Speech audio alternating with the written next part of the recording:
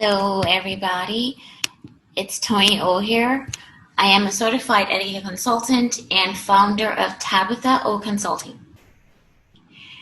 I teach business etiquette, youth etiquette, and social etiquette. So if you like any of these topics, please subscribe to my YouTube channel. It is called Tabitha O Consulting. Today I'm going to be talking about office etiquette for managers.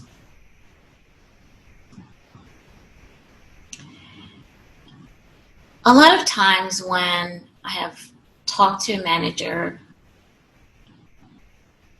talking about the possibility of training their team on office etiquette, they say stuff like, oh yeah, it's for my team, or yeah, the team, I would like my team to have that training. They don't include themselves. I notice they don't include themselves, and that's happened a lot.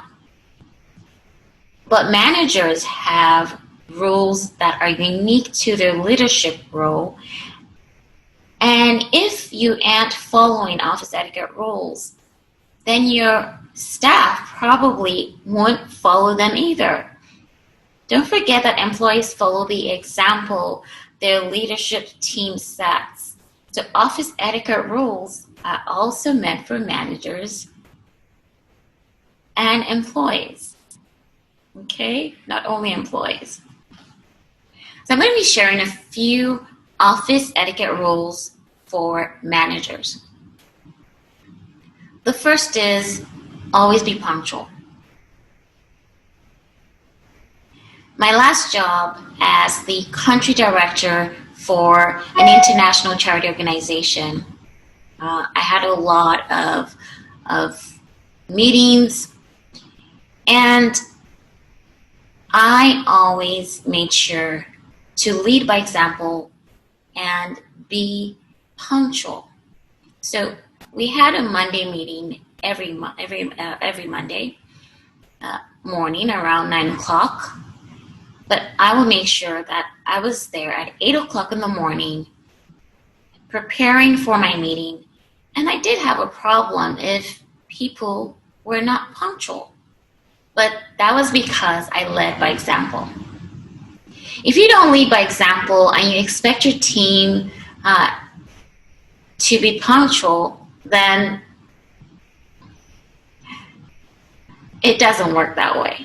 You have to lead by example. Besides, showing up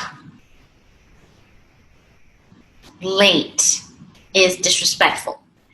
It delivers a message to your team that your time, their time is not as important as yours. So be punctual. The next is respect your employee's workspace.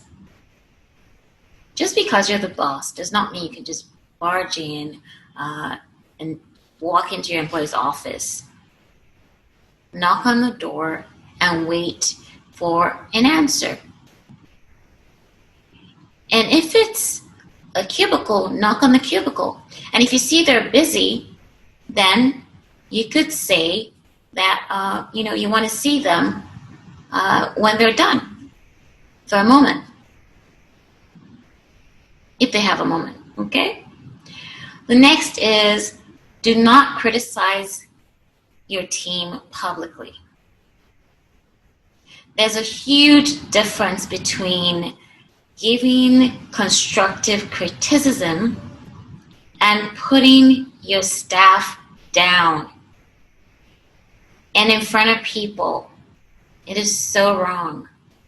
Find a way to create constructive conversation, that helps an employee grow, not one that is demeaning and demoralizing.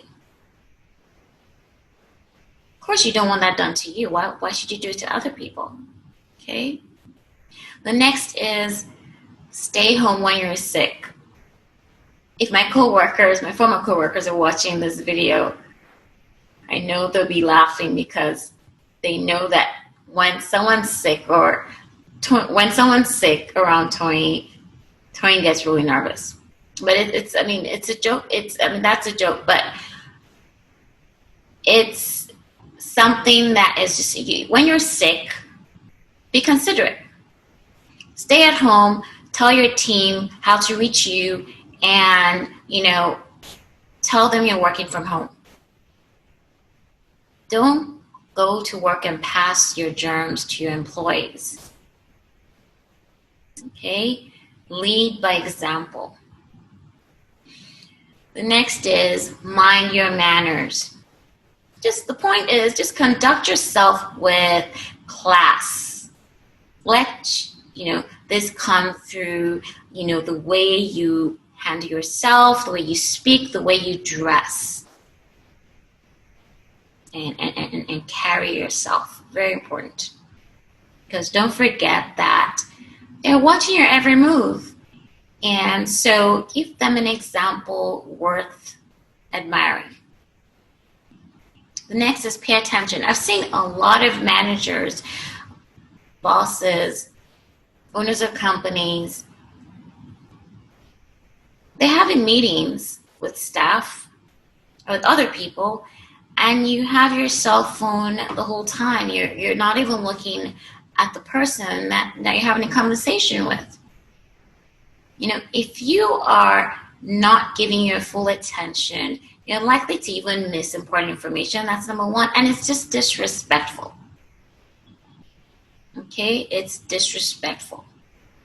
So be respectful. Pay attention as well. The next is be noble enough to offer a sincere apology. This is something that a lot of leaders are unable or unwilling to do. Apologize.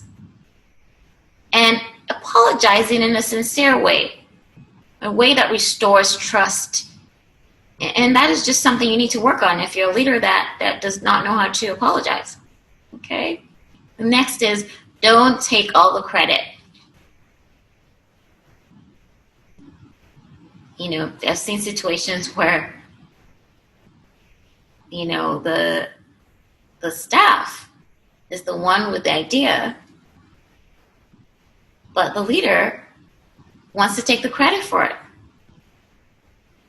Support your employees when they have a great idea. Present it as their idea, not yours, okay? And work with them to perfect it. This, is when you get to shine and you get respected as a leader that you truly are. Helping your employees succeed should be your goal as a leader, okay? Next is never pass on the blame. I've been in situations where some leaders are quick to take credit that is not theirs, but then quick to pass on the blame to somebody else. When something goes wrong, don't just pass the blame on to your team. It doesn't make you look good either, okay? Because they report to you. Take on the responsibility and work hard to correct it and make sure it doesn't happen again. And the final tip is only by holding yourself accountable to office etiquette rules as a manager are you able to then hold your employees accountable too. So don't forget that. And I hope these tips helped. For more etiquette tips, please visit my YouTube channel, Facebook, Instagram, and LinkedIn at Tabitha O Consulting.